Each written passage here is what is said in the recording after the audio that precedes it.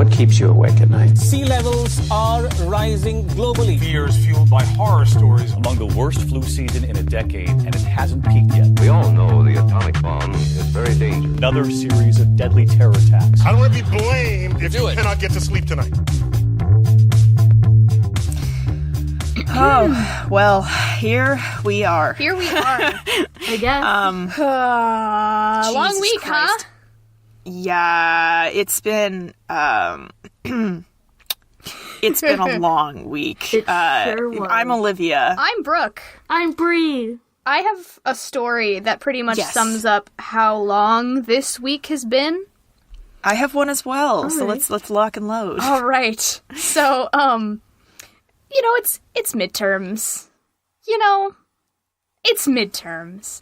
And the other day, while I was supposed to be working on a 7 to 9 page paper, I came across this video by one, oh no, I'm gonna forget her name. She's one of the Viners. She posts things on Twitters about, on the Twitters about... I'm familiar. Yeah, on the Twitters. The bisexual thirst posts. What is her name? Oh, Sarah Shower. Yeah, she's I love amazing. her so much. Sarah Shower recently released a video instructing how to sell pictures of your feet. For money. For money, right. Sell for money. And at first I laughed, and then I watched all 20-ish minutes of it, and I might drop out. How much money is it? Is it worth it? So she said that the price varies on your following, but that for just someone starting out, she would never go lower than $20 per feet in the picture. So, for instance, if you have a picture with 2 feet, that's a $40 picture. Oh, What the Right? fuck? Right? give me more information on this. Well, I don't want to spoil it, so you all should watch Sarah Shower's video. I love Sarah. That was the one. so She was the funny. one on Vine that did all the waitress ones, Yes. where it's like, couple comes in from outside and they go, "What's the weather outside?" And she goes, "You came in from the outside." Oh yeah, She was that- She is so funny. Great. I love Sarah her. Shower, if you're listening to this, you liked one of my pictures on your bisexual thirst posts. It was amazing. That's good. It's the highlight of my life. She's lovely. She I is. have my notifications on for her tweets. Like, she's the only person that I She's have so them on funny. for because I adore her. My summary for the week. My summary for the week. So I'm majoring in biophysics, as I have stated, and I'm taking a classical mechanics course, which I was very nervous about because mechanics has never really been my strength. I'm taking biophysics to kind of focus on like electromagnetism and atoms, and like that's kind of my niche, but it's a core course, you know. And my professor for this course writes the entrance exams for, not the entrance exams, the qualifying exams for the PhD program. So essentially, if you get a PhD, the general timeline is you get accepted, you study and you work for 2 years while doing research. So redefine your definition of sleep is what they say in your entrance packet. Right. And then you take the hardest exam you will ever take in your entire life, where you get tested on all of physics ever. It is like fun. it is a 2-day exam, like 10 hours each day, I think. It's like 6 to 10 hours. And like, I'm not exaggerating. You have like a 2-hour exam on each topic of physics. So Really cool. mechanics, E&M, nuclear, like atomic theory. You know, all of light it. science. Just Right. some light science. So we were assigned a homework assignment this week, and all of our homework assignments are 5 questions, which I thought was great when I first received the homework packet, but very quickly realized it takes 2 to 3 hours to do one problem.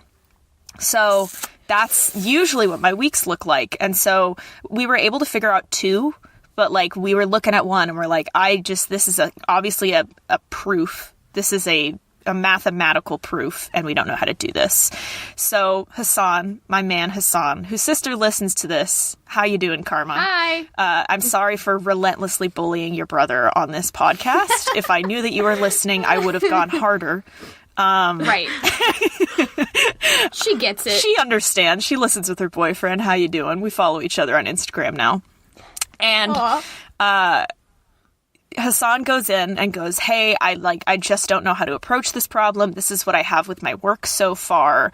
Am I on the right path?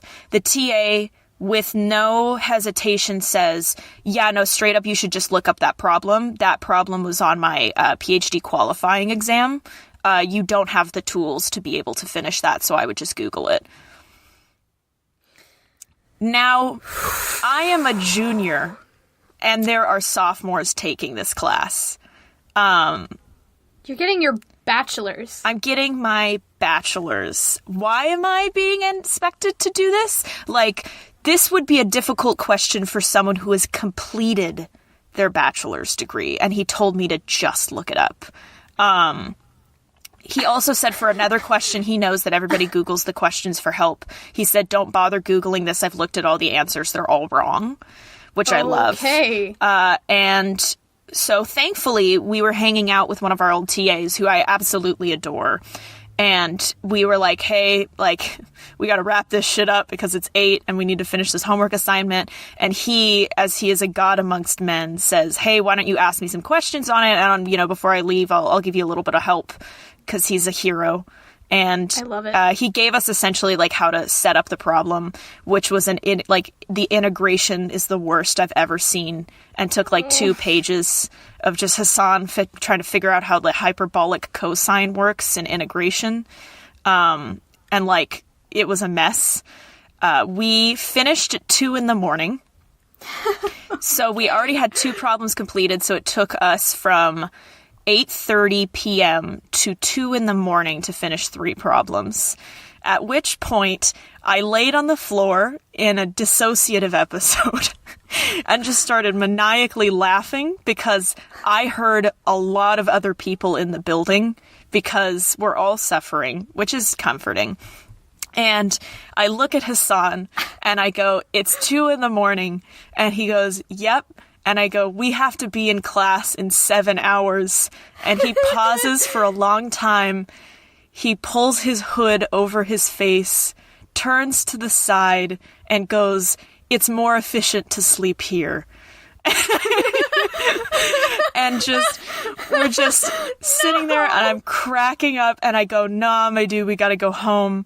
We pack up our stuff. As we're walking home, I also see more people actively working in other buildings, like their lights are on and they're like working on the board. And I go to bed at 3:30 in the morning. We wake up the next day and we're in lecture and I am fucking exhausted. There are people who said straight up they went to bed at 3 and they couldn't finish the homework. There was one girl who said, I haven't yet gone to sleep, but here's the homework, and she turned it in. And while lecture was happening, and none of it was sinking in. None of it was sinking in. Hassan just texts me, I don't mean to be dramatic, but I can feel my heartbeat in my eyeballs. And I just respond, I was about to text you the same thing. So I have had quite the week. Right, this is after, like, I think a full week or 2 of not getting sufficient sleep at all. Yeah, because we had 2 physics midterms on the same week. And so consistently I've been going to bed at like 2 a.m. Just to, like, it's not even me dicking around. It's just straight grinding through these. Oh my God. Like, I hate this. Our E&M professor walked into the room, laughed in his sexy Greek laugh, which we... Oh, is that your really handsome professor? Very handsome. I love him. Very handsome. And he laughed and went, this is going to be very hard, and then handed out the exam. And I just don't understand why they're doing this to me. Like, I got in already, and I feel like I deserve a little bit of a break. We gotta love college. Anyway. Boy. Today, So that's what we okay, did so now... next, Let's do the show now. Yeah, I just needed to unpack that. And also, I wanted to start out, like, this is, we're doing our series on serial killers. Now, We are. I'm gonna do the largest trigger warning that I've ever done on this podcast episode. That's why I wanted to have a little bit of an opener, because if you decide to not stay, you have like 10 minutes of fun content. Yeah. You get to enjoy something. Because this episode it's very heavy on rape. And I know that that's not for everyone. And I just want to say straight up, if you are not comfortable with that, this is not the episode for you. Like, take care of yourself and know your limits. This was a lot for me when I was reading it. I read it with Hassan because I couldn't do the research for this alone. And he read it and just completely blanked for like 2 minutes and then looked at me and said, "This is the worst thing I've read in my entire life." Yeah, I got a text from Olivia last night, and it was like, "I'm really worried about this episode." We were like, "Why?" And she goes, "Because it's conservatively 80% rape." Yeah. And we were like, "Oh, okay." Right. She goes, "Yeah, if I take out the rape, it's like there's nothing left." Right. So that gives you an idea of where we're headed, Yes. I think. So if that is not for you, no shame in tapping out. Like, I get it. I'm going to be reading primary texts written by the serial killer, and it's going to be a lot. So, if you are not interested in that, I will give, like, repeated, like, points where I'm like, this is going to be particularly bad. Yeah. But just, I'm saying it now. If this is not for you, now is the time to leave the theater. But not for us, Bree. No, you have no choice. We do it so you don't have to. Yeah, it's, I remember when I told Jack this, I'm doing that one, and he just went, "Oof, all right," which he's never said about a topic. And I said the other day, because I think both Bree and I have confirmed who we're doing, and I said... It's just easier for me to wait until I know. Yeah, for sure. And I said to Jack, I'm kind of worried about this topic because I know it's going to be a lot. And he went, "Dude, you picked the worst fucking one." There's a worst? Yeah. There's a worst serial killer? Yeah. No. So get ready, boys. Here we go. Okay. On March 22nd, 1999, an elderly couple sits in their quaint Elephant Butte? I think it's Butte. Butte, perfect. Mobile home. It's in New Mexico for everyone that's like, who the fuck would name a Elephant Butte New is Mexico? pretty bad. New Mexico would name a town that. So our listeners from New Mexico are like, God fucking. Hey, just what the fuck? So Maud comes in to ask Juan how his tea is, and she recounts yet again what a good deal there was on Lipton tea last week. Now, as Juan has heard this many times, as they're both retired, and they he's hearing it day in, day out. He pretends to listen, and only faintly hears the slamming on their mobile home door. Maud walks over and opens it to reveal a naked young woman frantically crying and covered in blood. She has padlock chains on her wrist, and they're both attached to an iron slave collar around her throat. So Cynthia Vigil, a 22-year-old sex worker, was then taken to the hospital to be treated for her injuries, and she gives statements to the police claiming she was abducted and sexually abused for the past several days. The stories she tells are so outlandish and depraved that the seasoned police officers cannot believe that they are true. But they were, as we will discover. And Cynthia's escape from a sexual psychopath led to the arrest of the toy box killer. Oh, no. Yeah, no, motherfuckers. No. We're going in. Oh, no. So I also want to qualify that when I was 13, I read the Encyclopedia of Serial Killers because I'm that bitch. Yeah, I love that bitch. I love true crime. I do. I love serial killers. Well, I don't love them, but I love reading about them. Yeah, not for the reason that you creeps who love Ted Bundy love true crime. Like, come on. No, I think I want to say say, like, as a quick thing for this, we're not glorifying serial killers in any Hell nah, way. these people can die in a ditch. Like, No, these people Absolutely. can rot for all. This man in particular deserves the ultimate suffering. But knowing that, this is the only serial killer that actively keeps me up at night. So yeah, I listened to part of the last podcast episode on this. yes, And I did not get all the way through it. yeah. So now you're gonna have to get through it. Yep. Here we go. So, David Parker Ray was born in Belen, New Mexico on November 6th, 1939.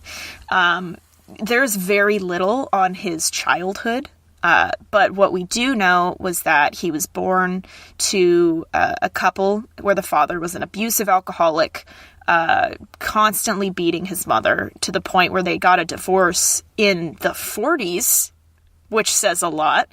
Yeah. And there was an agreement that he would be living with his grandfather, who has been called by every article a severe disciplinarian. Essentially, if you messed, he had very high standards for rules, and if you messed up, you would be physically punished.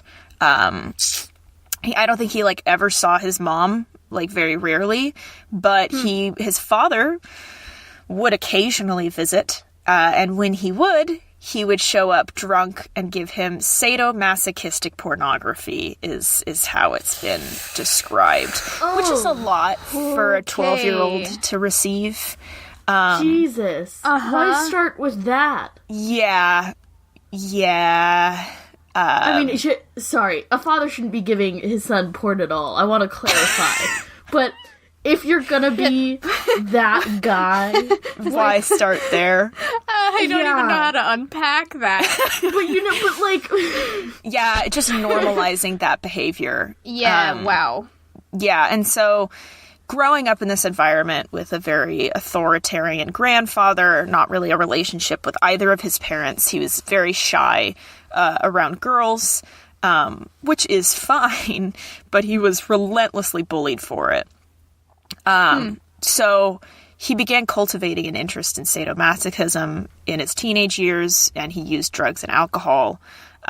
His sister did attest that sometime in high school, she had found these sadomasochistic drawings and, like, drawings of women in very compromised positions. A lot of diagrams that were unsettling. And I will say it was the 40s, so it's going to be, any sex is going to be unsettling, but that in particular is a lot to find. Sure. Yeah.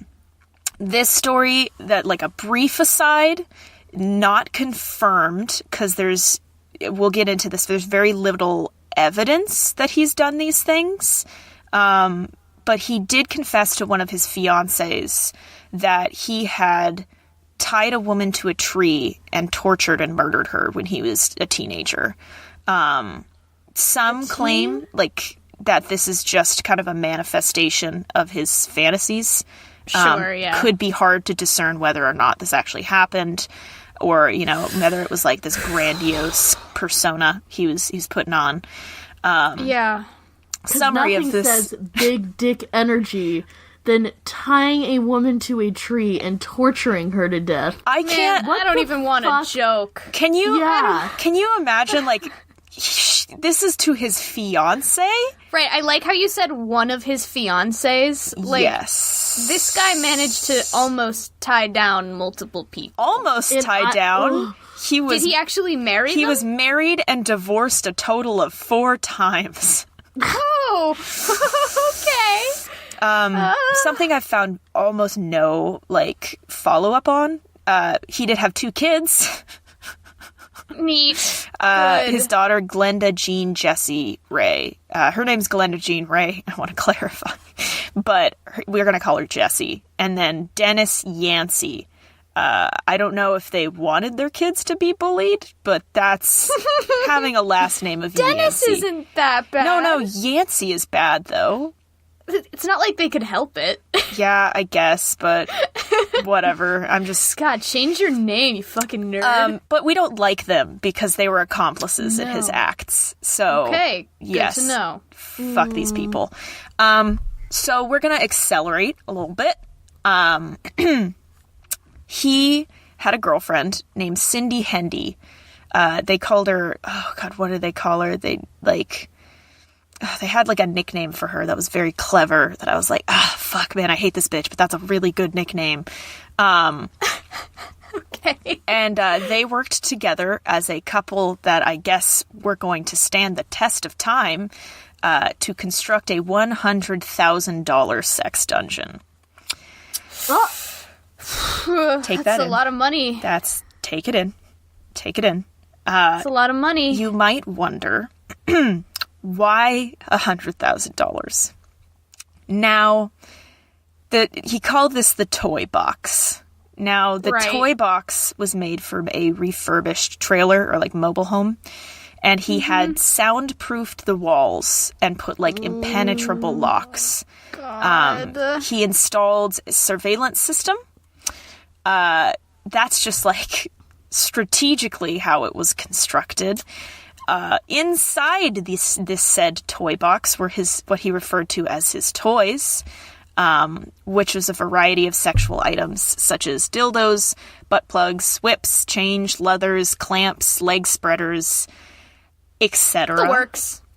Yeah. Yeah, just your average. The worst one was a gynecological examining table in the center of it where he would bind his victims. God. And Cindy attested that he set up a mirror on the ceiling so that they would be forced to watch everything. Oh, shit. So, Cindy, at what point does she see these things happening and go, hey, this is starting to look like less of a sex thing and more of a kidnapping people and keeping them there thing? That's very good that you asked, because she was an accomplice. Cool. Yes, awesome. Very, I was gonna say, Fuck Cindy as well. yeah, fuck Cindy. I was gonna say, sucks. if your partner is like, baby, I want to do something special and I want to spend $100,000 on a sex room. One, wow. Wow. Two, like, you know, let's say you go for it and you decide to spend $100,000 on that sex room, which it's your money. Do what you want with it. Do what you want, man. If you have, like, a sex swing, couple toys, sure, I get it. As soon as the gynecology table gets set up, that's where you actually call the police. like the soundproofing the walls, at one point I'd be like, okay, yeah, I mean, I don't want to wake the neighbors. But Sure. then the security cameras, I think, would be where I'd be like, huh. And Or then the the mirror. impenetrable locks, I think. It's like, oh, hey, hon, how are we going to get out of these? I think you misunderstand. They worked on this together. This was their passion Yeah. project. Yes, I'm gathering. Fuck that. Yeah, so they were very into doing this together. Now, we're going to talk more about what was in there and unpack that. There's more? But just strategically, the way in which he kidnapped women was just wild to me. He deliberately targeted what I would call vulnerable populations of people. Right. Okay. So he ideally would look for like sex workers, because Sure. Yeah. in the 50s, 60s, 70s, 80s, and 90s when he was doing this, contextually, culturally, nobody's gonna care. I mean, that's true today. Yes. Like, it's garbage, but Yeah. yeah. So he's not dumb. Nope. And then he also targeted lesbians. And worst case scenario, he would just like kidnap someone and grab them. A lot of this information comes from a series of tapes that he recorded and would play to the victims when they would wake up in this dungeon. And I'm not going to go into the details too much because it is the worst thing I've ever read. Yeah. But he really goes in for like 5 whole minutes about what physically he's looking for in a sex slave. I'm sorry, so he's describing, like, what he he wants them to do? He goes into very specific detail and explains every single thing that will be happening to them while they're there. My God. Like, graphically, and describes, like, specific events and what they're required to do and what is expected of them. Yeah, okay. Yeah, we're not going to play that, I don't think. No. I've taken excerpts that are the least worst ones. Yeah, and it's going to sound bad, but it is the least worst ones. He would use phenobarbital and sodium pentothal to drug them, date rape them, and when he would keep them there, to my understanding, based on a couple of the stories that I've read from survivors, they would be drugged for like the large majority of the time. And in the tapes, he specifies that when he decided that they were done with their sex slaves, he would drug them to the point where they would develop amnesia about the situation and not be able to remember what happened to them, and then just like drop them in the middle of nowhere to be found and picked up. That's what he would do to those that lived.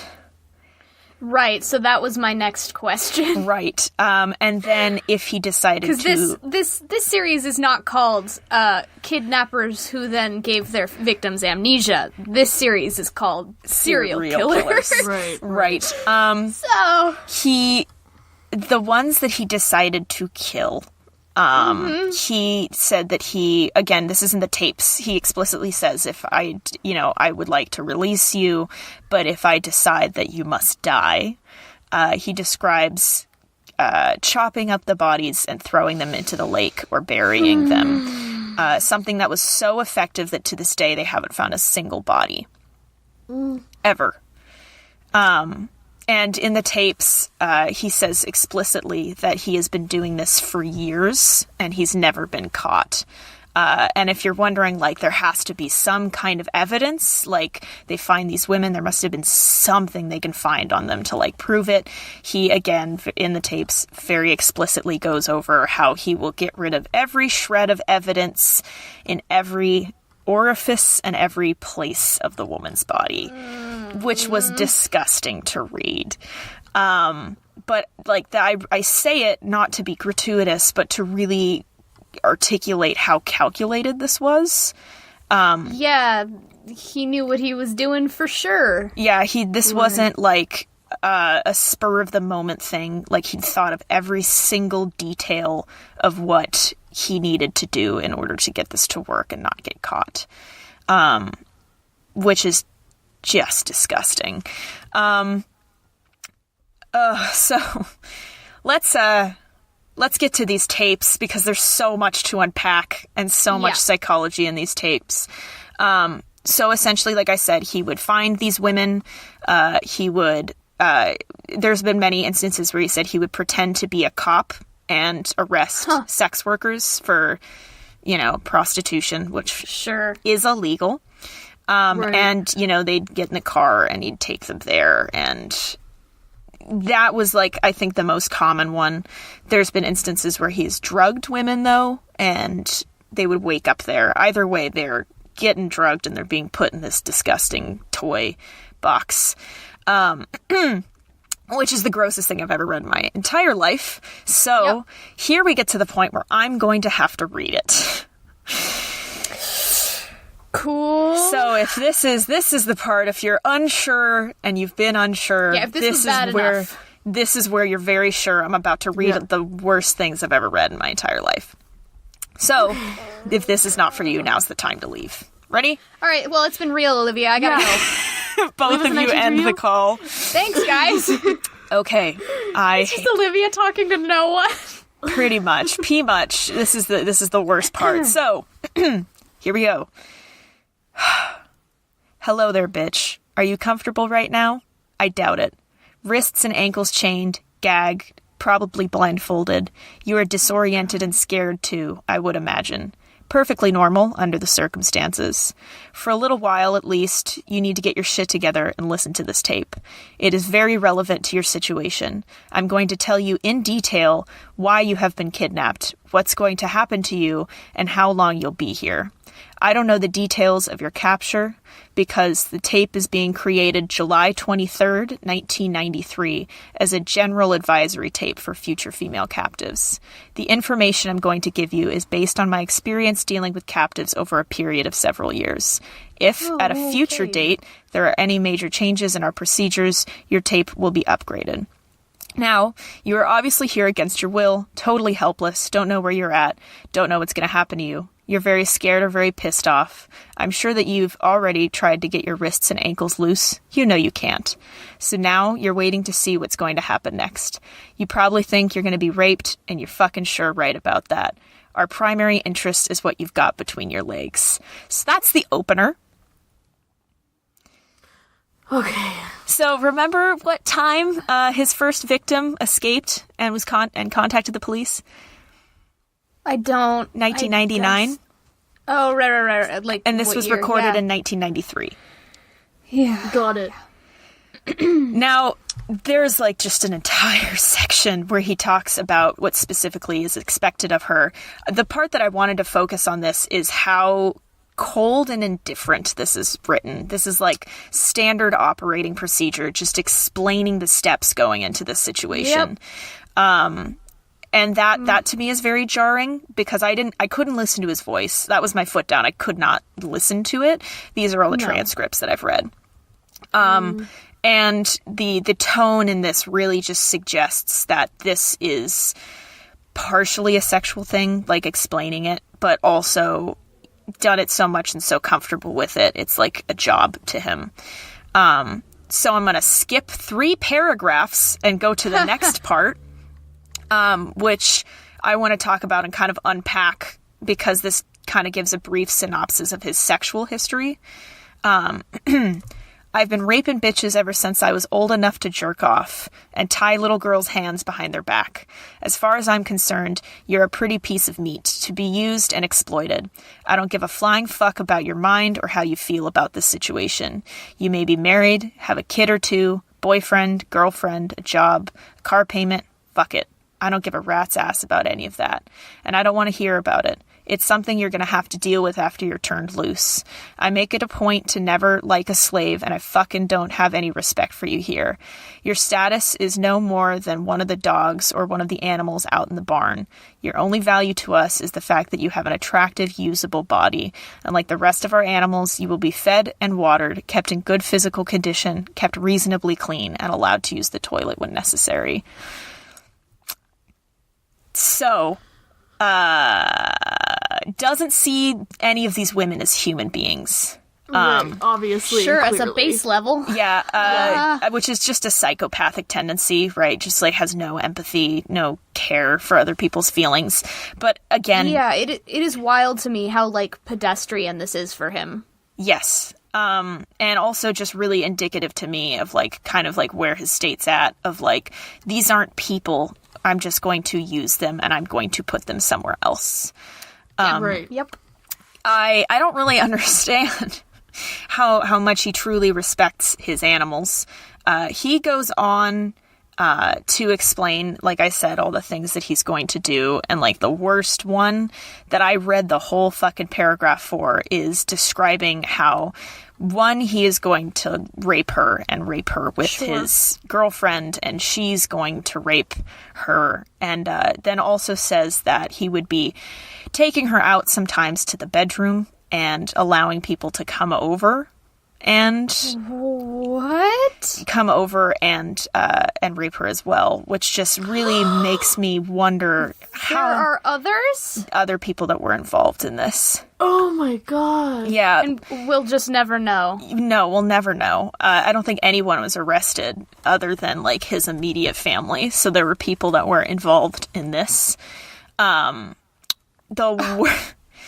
craziest thing that I've ever fucking read, and this was a full paragraph alone, was about how he liked to get his dogs to rape her as well. And he described putting her in like a contraption where she wouldn't be able to move and the dog would rape her in front of people or sometimes just in front of him. This is horrific. This is horrific. This is way worse than I believe there was a moment in the last podcast to the left where they said, this is the worst one. If you don't want to hear it, you can move forward. And I went, nope, I don't want to know that. Like, I didn't know what it was, but I didn't want to know that. And I'm like 99. I could bet money on it. That's the one because they read the paragraph directly and it's so detailed, like on every single fucking physical aspect of it and how she's going to feel and what's going to happen. Which is disgusting. Which also suggests when he's describing this, how often it's happened. Right. He can, like, bring it up to memory in such detail. Yes. I don't... And again, saying this not to be gratuitous, but to fully, really wrap your head around how disgusting this is. Like, this is the most calculated and specific planning of torture that I've ever read. Like, and I don't know how you'd think about this without doing it for years and years and years, you know, which is insane. So then he continues on tape B, because I'm skipping the rest of tape A. Thank you. You might be wondering, tape A? Yes. Skipping the rest. Does he, like, go down to the fucking, like, whatever... does he flip them himself? I don't know. Maybe it's automatic. If he has the money for this, I'm sure he has an automatic cassette player that flips it. I really don't know why that was a question you asked. I think you're just in shock. I've actually been wondering this entire time how he managed to time it with them waking up. I think, there's security cameras on the inside, so he sees them wake up and then automatically plays it. So in the tape, he also says, and I quote, "The hidden playroom where you're going to be kept has steel walls, floor and ceiling. It is virtually soundproof and has a steel door with 2 keyed locks. The hinges are welded on, and there are 2 heavy deadbolts on the outside. Oh my god. The room is totally escape-proof, even with tools. Anytime that you are left unattended in the room, your wrists will be chained, and there are electronic sensors to let you know if you move around too much. If that's not enough, there's a closed-circuit TV system with a surveillance camera. It's wired to the main TV in the living room so we can check on you once in a while, or just set it up and watch you for the fun of it. Electronics are a wonderful thing. Expensive, but hell, everything in the room is expensive and damn well worth it. If everybody knew how much fun it was to keep a sex slave, half of the women would be chained up in someone's basement." That last sentence, I screamed when I read it. Yeah. I just read it again. Yeah. If everybody knew how much fun it was to keep a sex slave, half the women would be chained up in somebody's basement.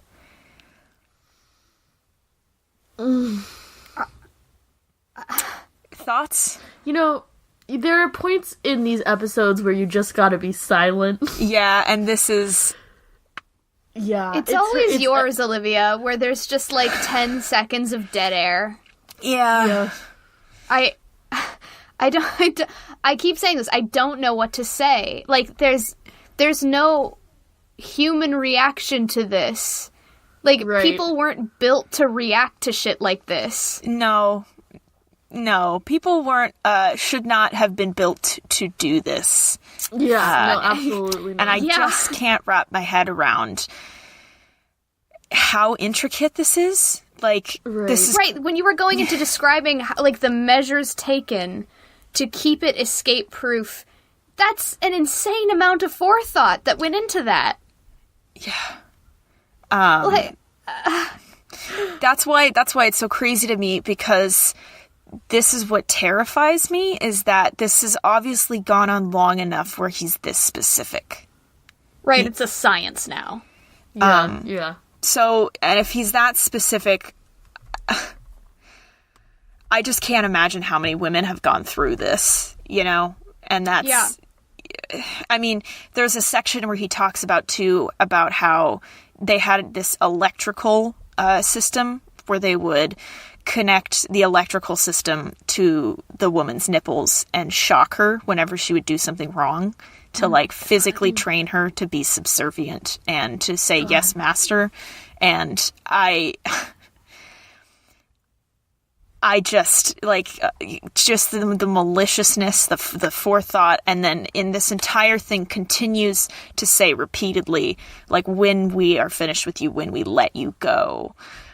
Which just from like a psychological standpoint, I don't know if he did. I don't know if he did let them go. I don't know if he didn't, because he drugged them. And if they were sex workers, they couldn't really say anything. If they were drug addicts, nobody would believe them. Like, right. Just so calculated, so intelligent. Like that's, I remember when my dad read the Michelle McNamara book on the Golden State Killer.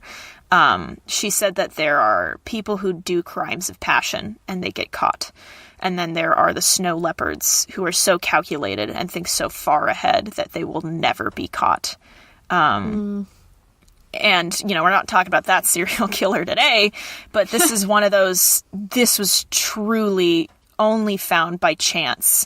The fact that he was working for like 6 years alone after he finished this tape, like just those 6 years, I can't imagine like how many people he went through, and this has clearly been going on for years. Right, he was active for decades. And it was only by happenstance that they actually found him and had the evidence for it. So now to go a bit into the trial, because after Cynthia Vigil was found, she identified him through some miraculous act of God. And it started coming out that, like, this was the guy that did it and what he did. And it was so unfortunate because once all the interviews were taking place, it was very difficult to prosecute. It was 1999 in, like, rural, New Mexico area. All of his victims were A, sex workers, or B, drugged, so they were unreliable witnesses. Like, they would all say openly, I don't remember much of it, but this is what I do remember, which from a lawyer standpoint is difficult to use. Yeah. As shitty as it is, like, the drugged one is just tough. Yeah, well, that's what happens when you're drugged, is you can't seem to remember a lot. Yeah, ain't it that like fucking that? works. There were very few witnesses as a result. There were very few women that stepped up because Vigil talked about it. She was open. She kind of like put her life on the line to get more people out of the woodwork and talk about this horrific experience. And thank God that woman is a hero. But also I want to say too that women who don't report, I don't. That to me is I don't blame them. Yeah, dude. Well, there's a reason why they don't. Yeah. Yeah. They're fucking frightened. Yes. Their lives are ruined subsequently by court cases, and then the public coming out of the woodwork to say you're lying, etc. Yeah. Yeah. And I think that's very important to note, especially with just rape cases in general. It can be. Obviously, sex workers aren't believed, drug addicts aren't believed, but just women in general aren't really believed. Usually aren't sided with when they say, "Hey, I've been raped or sexually assaulted," which is horrific, and it's part of the rape culture that we've established in the United States. But I think it's important to recognize that that's why. People don't report, and it's just to like drive Bree's point home, because I know that there's plenty of people that are like, but if you consider the context, like, I understand why they were not believed. Like, I don't think it's fucking fair, but like, I understand it was 1999 in rural New Mexico. Like, I understand at the time with context why they wouldn't believe them, but I have examples of women who were not sex workers, who were also not believed, which just really drives Bree's point home that women just aren't believed.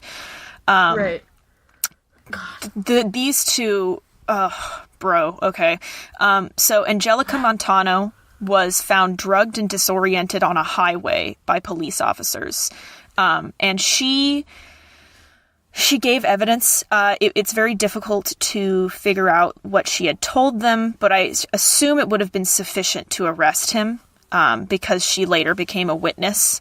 But she was just a normal, regular, she's just a normal person. She's a human being. She didn't have, the context of, being a sex worker or being a drug addict. So I don't really assume the excuse of them not believing her. But the one that really fucked me up was that she wasn't approached by him as a stranger. She'd gone to his house to borrow some cake mix. And he decided that she was the one that they were going to do that to. And he kidnapped her and drugged her for days. And I guess it wasn't sufficient for her to not remember everything because she had severe PTSD.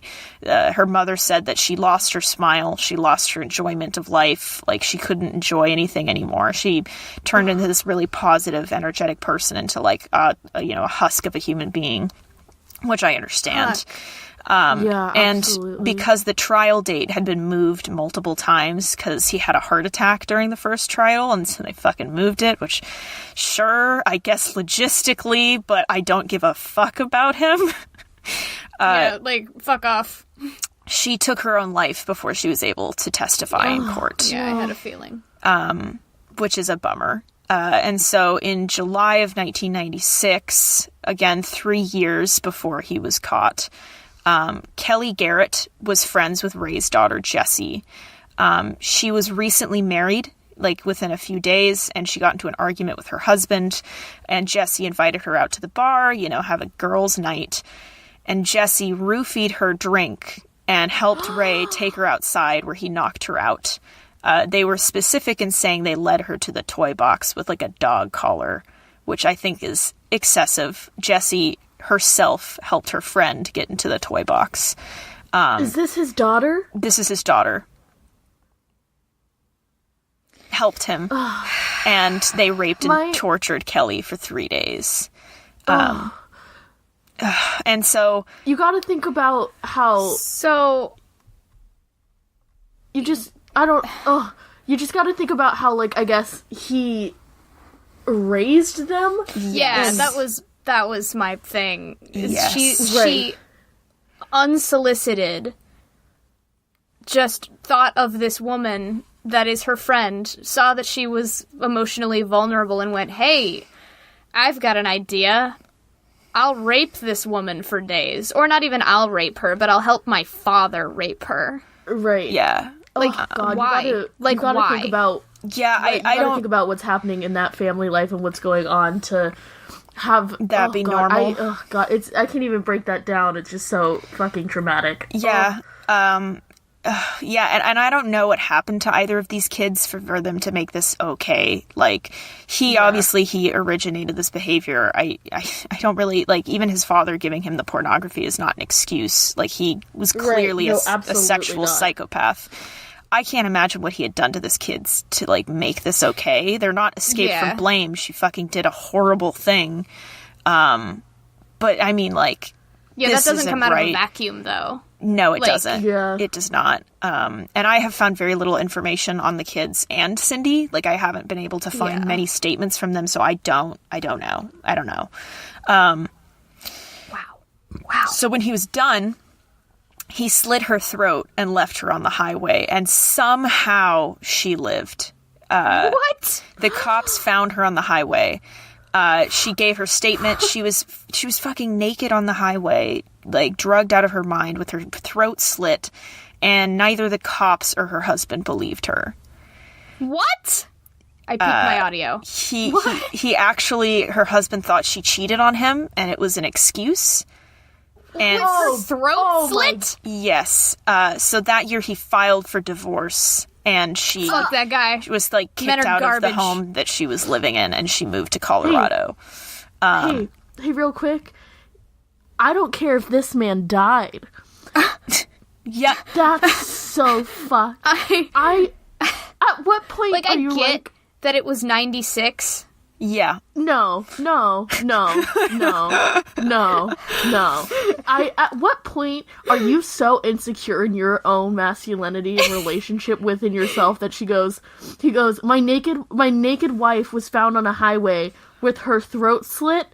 Probably cheating, that bitch. She's gonna get the papers tomorrow. like, she'll hear from my attorney. What? I can't. Like, what? How, as a resident of planet Earth, do you get that image of your wife wandering, drugged out of her mind, the highway, buck-ass naked, with her throat slit, and the first thing you jump to is, oh yeah, that's everybody who cheats, right? Yeah. That's everyone. The fact that also his entire family thought she cheated too, so they kicked them out of the house. What is going on? What is going on? And the thing is, like, is this she in some didn't fucking like different dimension, some different world where every single person is just fucked. What is happening? Oh my god. And so the saddest part is when she was interviewed, she couldn't name anyone. Like, she was roofied for 3 straight days. Right. Like, he constantly drugged her. And so she said, she only faintly recalls, like, having sex, like being raped, but she couldn't put a pin on it or who it was. The only reason that they were able to link her with this is because they had recorded a video of raping her. And the police found it. And did she ever see that video? What? Did she ever see that video? She didn't know it existed until the police Yeah. found it, and they were able to identify her with a tattoo on her ankle. Okay, so she didn't see it. No, Good. Thank God. no. Can you imagine? And so I it was heard like not. she never knew what happened to her, and then she found out, and that really fucked her up. She, in particular, in the trial, she said, "I don't want him to get the death sentence. I want him to rot in jail for the rest of his life so that he suffers as I did," which, big mood. Fair. Yeah, relate. And then you have Cynthia Vigil, who talked about how she was, abused and drugged and, for 3 straight days. And she said that at some point she thought, this I'm going to die. Like, they're going to kill me. They can't possibly release me after this. So through some miracle, she was able to escape and get the keys. And she tried to call 911, but the call was interrupted. And so it was Cindy. Cindy had interrupted the call. They got into a fight, and fucking Cynthia Vigil stabbed her in the neck with an ice pick, which big energy.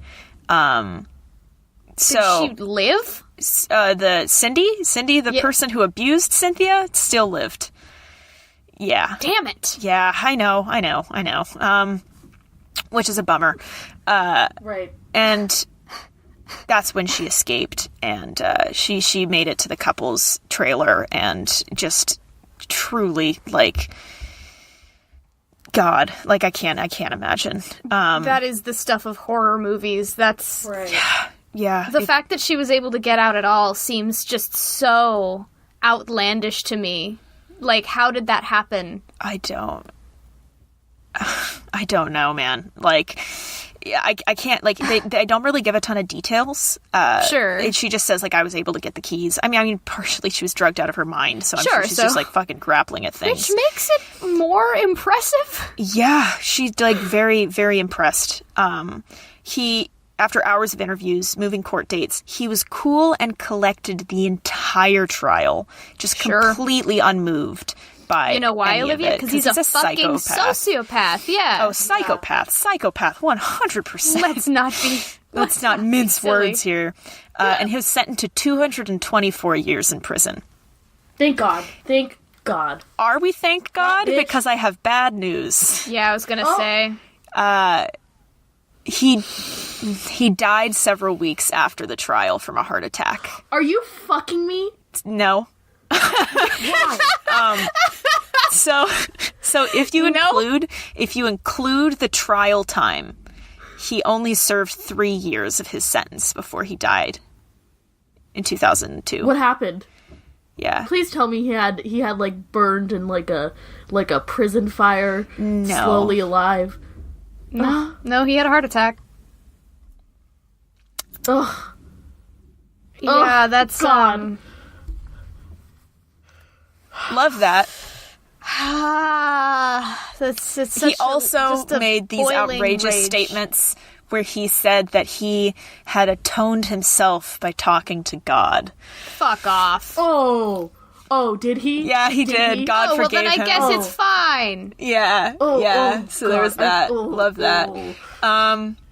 So to close, I have a quote, as we always do. Right, yeah. And then after as is becoming tradition. as is standard procedure. And then after I do the quote, I'm going to talk about what keeps me up at night, because it's actually not the events itself, it's something else. Right, Shock. of course.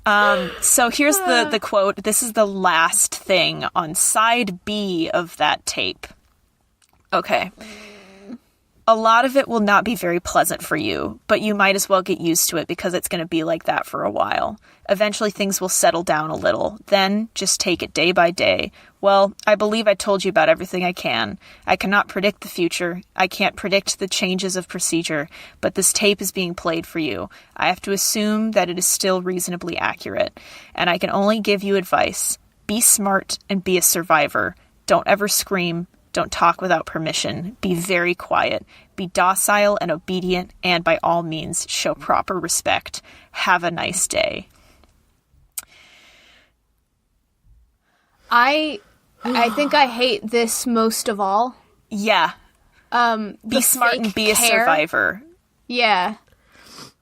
That phrase fucked me up. Essentially, if you do everything I say, I'll let you live, and I don't know if he did let them live. Well, no. Well, we know. Yeah. We know that at least part of the time he didn't. Yeah. Yeah. Right. It's to give them a sense of false hope, so that way if they complied and did everything that they said, they would, somehow survive, but it's not accurate whatsoever. Yeah. I wonder what the fucked. ratio is. I don't know. We will never know. The part that keeps me up at night, it's predicted that he killed up to 60 people. Oh my god. And I don't know the math on that. I'm not an expert on calculating how many people die. But I think that's more than enough. That's a lot of people. More than enough. People have predicted it's anywhere from 40 to 60 people. I'm sure they're the professionals on this, but if he'd been doing this for years, it seems like it's got to be towards the 60s. Like a body has never been found ever. Cindy Which had is given insane. specific places where he buried things, and they never found anything. And what happened to his wife? his wife, well, he just got married and divorced 4 times. Cindy, his girlfriend. The one that helped him with everything. Yeah, that's Cindy. Cindy. Cindy Yeah, was his. girlfriend. Yeah, she's being released because her 24-year sentence is up.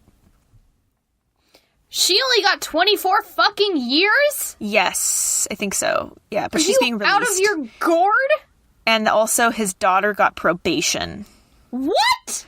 Yeah, I think his son also got, like, probation, too, and I forgot to mention it, but his son actually killed someone because his son had an ex-girlfriend that broke up with him, and I guess that was enough, and so he kidnapped her and strangled her with his bare hands. Was there no evidence of this? I guess not. Oh. So... What the fuck? She's gonna be walking the goddamn streets. Yeah. Someone's gonna kill her. Like, it's just gonna happen. I'm okay with that. Vigilante justice has never been a problem for me. So the part that keeps me up at night, when I Googled it, there was like an FBI page on it because they're still trying to identify people that have been lost. He'd been, murdering people in New Mexico for decades. Like, how many missing people cases are the result of that? And this made me so sick to my stomach seeing it. The FBI has an artifact website listing of all of the trinkets and the trophies that he stole from the women that he abducted. There's about 406 pictures on there. Some of them are like multiple pictures of different angles.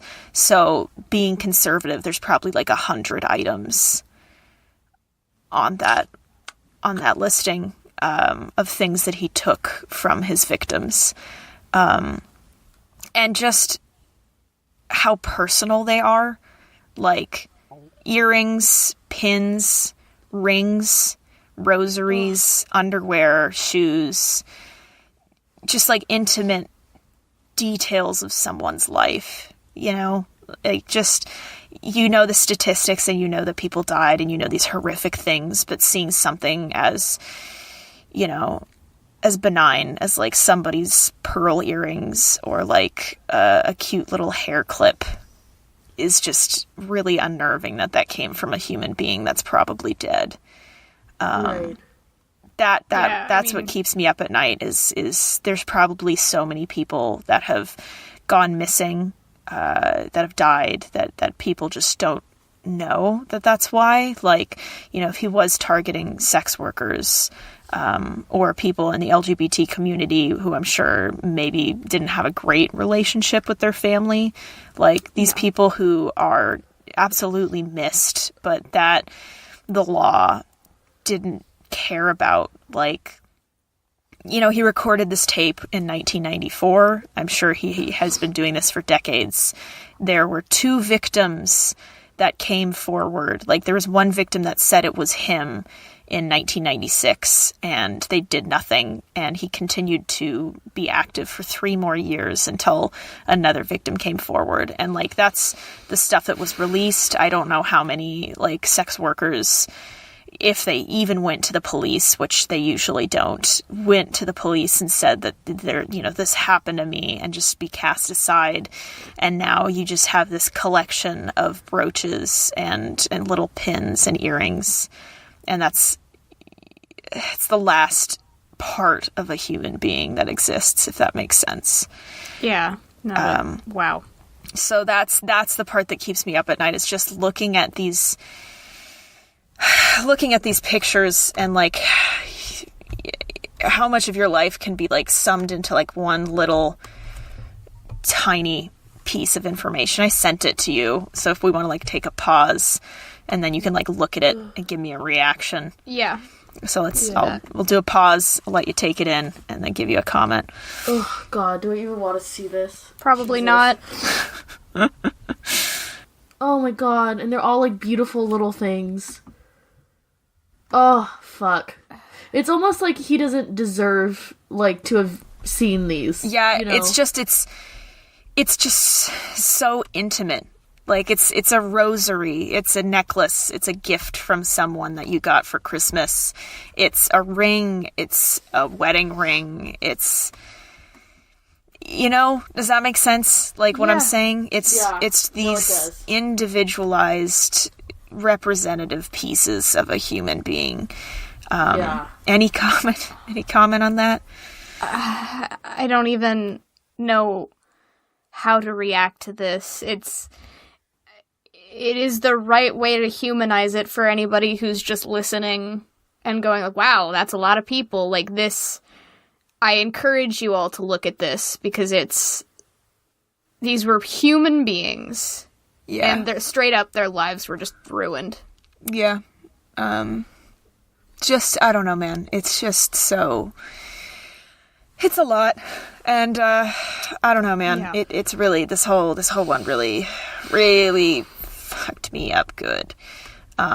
So, on that note, looking at tiny representative pieces of human beings that are no longer with us, most likely. Does anybody else want to talk about what keeps them up at night about this episode besides the whole thing? Sure. Yeah, I think the length of time. Yeah. Because you said he was active for decades. Like, I can't imagine he wasn't doing this, like, most of his life. He said he's been like doing this since he was a teenager. Right, 30 years conservatively. Conservatively, yeah. And he wasn't caught for most of that. So it's not to get paranoid, but it's not outside the realm of possibility that people can just do this. Yeah. Like, this is where true crime starts to get dangerous. Not to... I am interested in it. I like true crime, and I think that there's value in going through these stories and nailing down what exactly made these people do this. Yeah. But when it starts to go into such detail of how it was done, and like I can see people trying to replicate this and doing it successfully. Yeah. I mean, this is like Saw, the movie. This is like real life Saw before Saw was a thing. Yeah. And that's... And not even that, it's like... It's a sick fucking twisted individual, and I think the thing that keeps me up at night about it is just kind of what I commented on in the middle of it, is that people's reactions to it, like, I think that, right, these horrible, horrible things, and there's gonna be horrible, horrible people that exist through history, period. And that's awful. And that's horrendous. And there are going to be people who do similar things like this, which is just disgusting to even think about or fathom. Yeah. But, that being said, I think that as a community, there are people who are responsible for particularly protecting and serving the public. Yeah. I wonder who that could be. Yeah, that need to... And this goes for everyone. That if they see something, if they hear something, they need to take it seriously. And I understand that there's, like, especially in the line of work of protecting and serving, that there's things that you need to take into accountability, such as drug addiction or, you know, mental illness, which, okay, whatever. But drug addicts, people who are mentally ill, prostitutes, sex work, anything, these people are actually more likely to be killed and murdered, and they are human beings, and they deserve to be to survive, to be saved, to feel safe. And I think that by just blatantly ignoring them because, oh, it's crazy, or, oh, we don't have the time to go through these files, there are other cases that are more high profile, it's just baffling to me. The fact that the family reacted in that way, the fact that his fucking girlfriend helped him and is getting off now and is walking the streets, it's the reaction to the horrible acts that really are more horrific for me. That's what keeps me up at night, I guess. Yeah, as far as like the mentally ill and sex workers and whatever not being believed, it's... You said something just now, Bree, and you were like, I get that we have to take that into account. There's a difference between listening to someone's testimony and saying, well, based on the fact that this is this person's background, I can draw certain conclusions, which, by the way, shouldn't be how you approach a case. No. But there's a difference between actively listening and drawing conclusions based on what you hear and looking at someone's background and already making the choice to refuse to listen. And that's what happens to these people, is someone sees sex worker and goes, well, you must be lying because you're a whore. Yeah. That isn't responsible. That's you taking out your prejudices on a victim at the end of the day. Yep. Cynthia Vigil, like, at the trial, like, when they were first arrested, they were like, no, like, I know it looks really bad, but we were just, like, trying to help her do, like, a heroin detox because she was a sex worker and a drug addict, and, like, the fact that was their, like, they both had the same response means they rehearsed that, and they, like, a worst-case scenario, what, are they gonna believe two people, like a park ranger and like a kind woman, or a sex worker that does drugs is the mentality, right? And it's disappointing that it worked for so long. It was a bummer to read. And it was a bummer to hear. Thank you for ruining my day, Olivia. Yeah. So, this is our series now. Next week, we will be talking to a friend of Olivia's, actually, and his little guest appearance is going to be kind of right in line with my last topic, but I won't spoil it too much. It'll be fun. Well, Not fun per se, but it'll be interesting. No, it's never fun. It's never lighthearted. yeah, it'll be a mini heavy hitter for sure. Right. Yeah. So that's our next one. And then after that, It's Bree. My serial killer, which Ooh. I'm pumped to talk to y'all about. Yeah. I can't wait. Actually, I can for 2 I'm weeks. ready We'll to have wait. to. Well, On that note, if you could give us a review on iTunes. we actually got a review on Monday, which was beautiful. It was so sweet. I read it. I sent it to the group chat today. We do that for all the reviews we get on iTunes. Yes. I take a screenshot and I send it to the group chat. This one was from username Bree the Teacher, which I believe is someone who follows us on Twitter. Yeah. Also that's my friend Bree. Totally forgot. Shout out to Bree. That's Bree. I love her. Yes. Thanks, Hi, Bree. Bree. Not me. And it was wonderful. And we've gotten a couple in the last few weeks. Thank you so much. Yeah. We're up to Magic 17 now. Seriously though, every single fucking time, Brooke will send it and go, I think we got something good going on here, guys. And I'm like, yeah. Every single time. It's very validating. Yeah. And we love hearing from you on Twitter and Instagram. It's wonderful. Which is at TTKMEUP on Instagram and Twitter. We've had some people tweeting at us, and I love it. It makes so us nice. it feels validating to spend like hours and hours on an episode and have people be like, I'm suffering with you, and I'm like, oh my god. Great, thank you. Yeah, your influenza one really hit hard with the community. It's very nice. Yeah. It's very nice to hear really from great. y'all. I love y'all. I love y'all so much, and it makes my heart warm. And I'm happy to end on a high note of having a good community of people that like to hear about.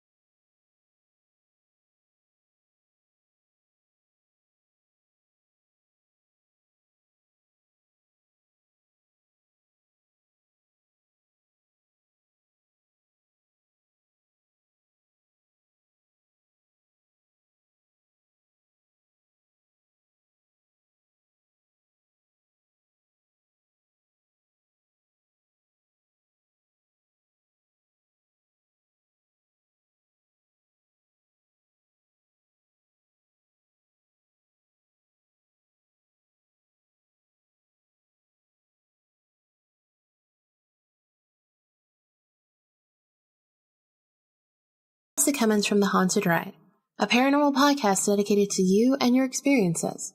I know what it's like to have something happen to you that's unexplainable, and how it feels to want to tell someone but you're concerned they may think you're crazy. Whether it's a disembodied voice, an apparition, or something you just can't explain, this is your place to share it. So come tune in with me every week while we discuss anything and everything that falls into our paranormal and supernatural world. Because ghosts are out there, and if you're not careful, they will get you.